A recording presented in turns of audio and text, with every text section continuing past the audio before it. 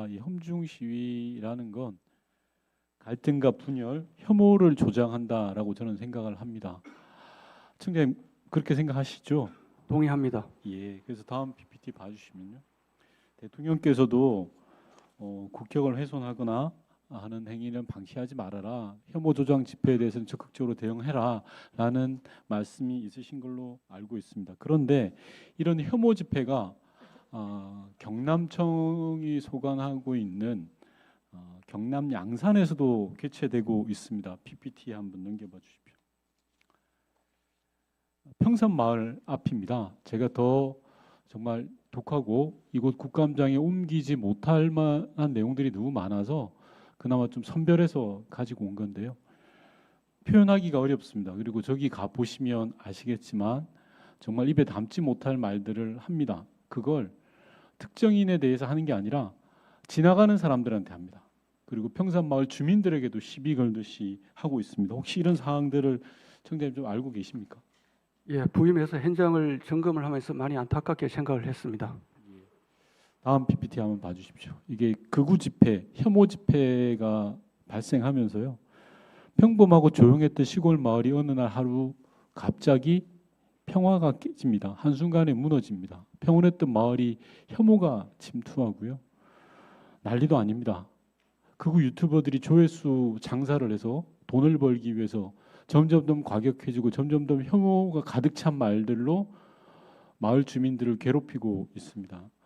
이런 비정상적인 집회는 걸러내고 대책이 수립돼야 된다. 그럴 필요가 있다라고 생각하는데 청장님도 동의하시죠? 예, 의원님 말씀에 전적으로 동의합니다.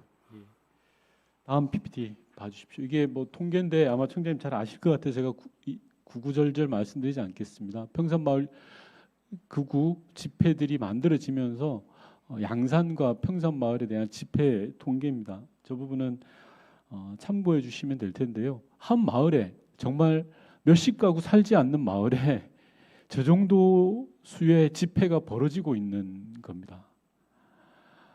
뒤에 계신 제복을 입은 우리 경남청 간부님들께도 말씀드립니다. 특정 지역에 저는 문제가 아니라고 생각합니다. 우리 사회가 용인되고 공론을 통해서 소화할 수 있는 범위를 넘어서는 그런 혐오에 대해서는 공권력이 보다 단호해야 된다라고 생각합니다. 저렇게 혐오 집회를 벌이고 있는 사람에 대해서 청장님 경남청으로 또는 해당 수로 많은 고소 고발이 진행된 걸로 알고 있습니다. 지금 수사는 제대로 진행이 되고 있는 건가요? 올해 현재는 12건에 접수돼서 5건 송치를 했고 현재 진행 중인 수사는 없는 걸로 알고 있습니다. 예, 아마 뭐 이렇게 쌓이고 쌓여서 비슷한 건이다 보니까 일선서에서는 조치를 안 했을 수도 있는데요. 다시 한번 살펴봐 주십시오. 저는 권리를 가장한 범죄는 좀 단호해야 된다고 생각합니다. 그리고 표현의 자유, 집회의 자유 충분히 보장해야 됩니다. 하지만 그게 타인의 일상을 무너뜨리고 혐오로 인해서 사회를 무너뜨릴 때 법과 원칙이 반드시 필요하다라는 생각이 듭니다. 이건 여야의 문제가 아니라고 생각하고요. 특정 개인의 문제도 아니라고 생각합니다.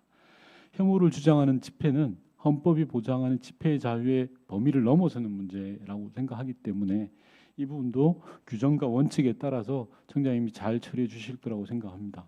그렇게 생각해도 되겠죠? 네, 불법 과격 집회는 법과 원칙에 따라서 엄정하게 대응하는 기조를 유지해 나가겠습니다. 남는 시간은 다음에 질의하도록 하겠습니다. 예, 수고하셨습니다. 권칠성 의원님 질의해 주십시오. 네, 경기 하승병 권칠성입니다. 청장님, 그 방금 우리 윤관사님 말씀 질문에 이어서 하나만 드리겠습니다. 뭐 중복되는 부분은 생략하고요. PT 하나 올려주십시오. 지금 평산마을에서 생기는 이 폭력적 집회 때문에 경찰청 내부에서도 경력 손실이 엄청나죠. 예, 그렇습니다. 예, 제가 통계를 보니까 5년간 양상서 그리고 동원 경력 합치면 한 3만 한 4천 명 정도 누적 개념으로 동원이 됐습니다. 이렇게 되면은 타 지역의 치안 공백이 발생할 수밖에 없죠. 그렇습니다. 예. 이런 차원도 있고, 그다음에 이 혐오와 폭력 그리고 고의적으로 고통을 주기 위한 그런 폭력적 집회 이런 건 단호하게 대처해야 되는 거 아닙니까? 네, 그렇습니다. 예, 저 뭐 길게 이야기하지는 않겠습니다. 저기서 저런 행위를 하는 사람들의 그 저변에는 아주 그 저열한 상업적 동기가 있다는 것도 잘 알고 계시죠? 네, 알고 있습니다. 예, 저는 뭐 국가가 뭐 기본권이라는 이름으로 보호해 줄 수 있는 범위를 넘어도 한참 넘었다고 생각합니다. 하여튼 그런 부분에 대해서 경찰청에서 공공질서 보호 차원에서 좀 인식해 주시기를 부탁드립니다. 그렇게 하겠습니다. 예. 그리고 아까 저 작물 관련돼서 좀 뭐 우리 이성건 의원님도 말씀하시고 또 서범수 의원님도 말씀하셨는데 대책을 창원 서부서 차원에서 대책을 좀 세웠던데요. 알고 계십니까? 네, 알고 있습니다. 그 바깥에다가 근무 세우는 야간에도 근무를 세우는 야외 뭐라고 해야 될까요? 이거 보초 쓰는 근무지 같은 걸 만들었죠. CCTV 확충이라든지 전반적인 제도를 보완하고 있는데 그 방안의 일환으로서 예, 이 근무자들이 실내에서 근무를 하다 보니까 이 경찰서 정문 출입하는 게 확인이 안 됩니다. 그런 차원에서 이 당직실을 예, 밖으로 예, 이동을 한 걸로 알고 저도 뭐 있습니다. 사진도 봤는데요. 좀 이상하지 않습니까? 동의하십니까? 그만큼 저희가 절박하게 준비를 하고 있다는 반전으로 아니, 이해를 해주시면 고맙겠습니다. 아니 그러면은 무슨 범죄가 일어나면 그 범죄 장소마다 지금 계속 이제 앞으로 근무 포스트를 지으실 건가요? 이건 좀 아닌 것 같아요. 제가 뭐 뜻은 이해하겠는데 이건 좀 아닌 것 같아요. 제가 볼 때는 이 징벌적 근무 세우기인 것 같아요.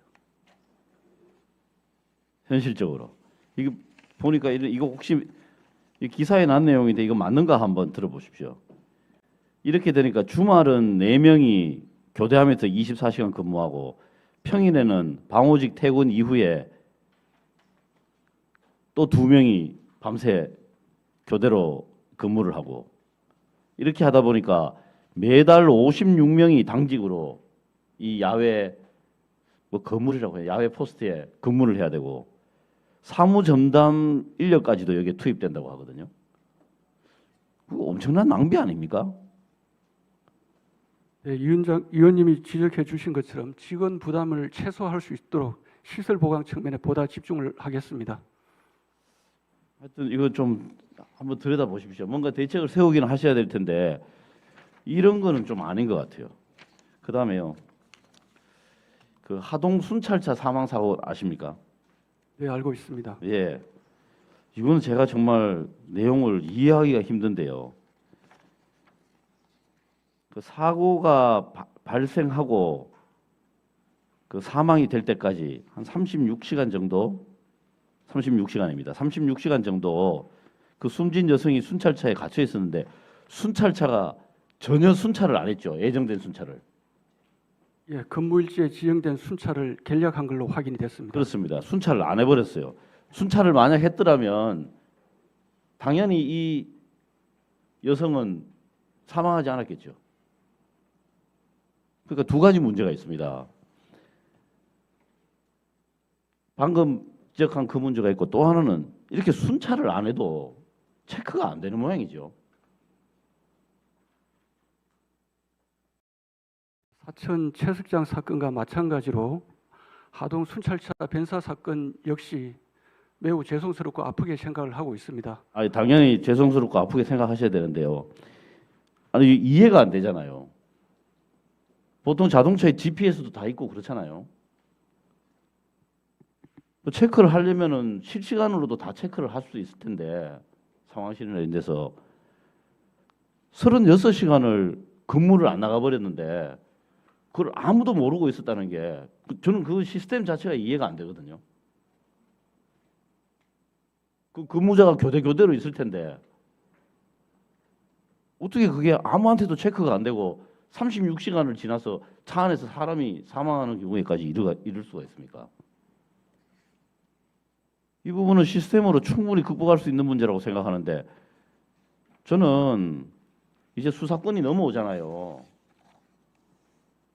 이 권한이 커지면 책임도 커지는 법입니다. 이렇게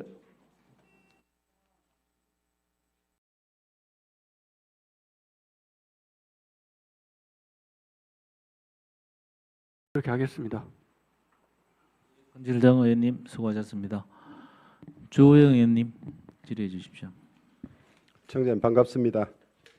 예, 그 타 시도에는 보면 주치보호센터라는 게 있어요.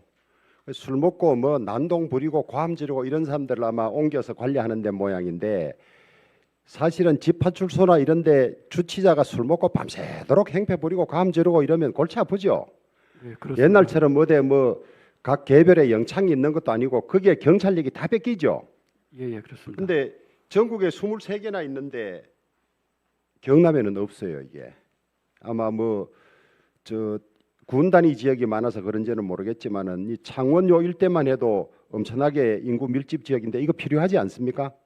그래서 일이 생기면 바로 그쪽에서 관리하고 일선서는 평상시 일을 해야 되는 거 아닙니까? 일선 집파출소는.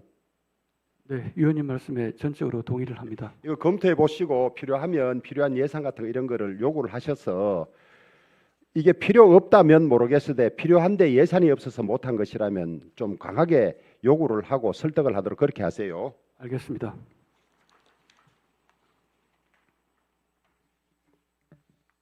그다음에 이제 경남청 공직 기강이 조금 문제인 걸로 많이 나옵니다. 조금 전에 질의했다시피 순찰 안에서 순찰 안 한 것도 물론이지만 그 차 안에 있던 사람을 오랜 기간 동안 발견하지 못해서 사망에 이르게 한 것도 문제고 또 같은 압수물을 두 번이나 연이어 도난 나가는 일도 생겨요.